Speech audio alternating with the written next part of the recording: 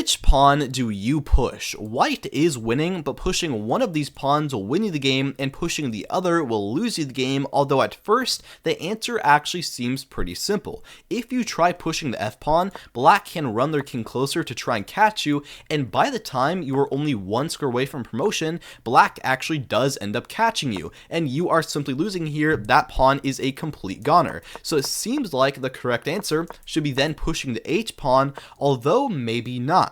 Now their king is too far to try and catch you, but what they can do is push their own d-pawn, and so we now get this pawn race. You push, they push, and by the time you get to here, you actually do promote first, but unfortunately, when they promote, it comes with a check. So you now capture their pawn for king, they capture your own pawn in f3, and at this point, we now have a queen endgame where black is up one pawn. This will most likely be a draw, but if they know the correct technique, they are actually the ones winning here, and this is not good. You should be the one that is winning in this position. So what is the correct solution? Well, the first move is actually pushing the f-pawn, but the difference is after black moves their king closer, we do not just push again, we actually push the h-pawn here, and this looks stupid, but we have a crazy technique to win, along with one last surprise at the end. Now you're probably thinking, well, what if black just runs their king closer once again? Well, the thing is, yes, they're catching the f-pawn, but they are not catching the h-pawn, and by moving their king a second time, they've actually wasted a move.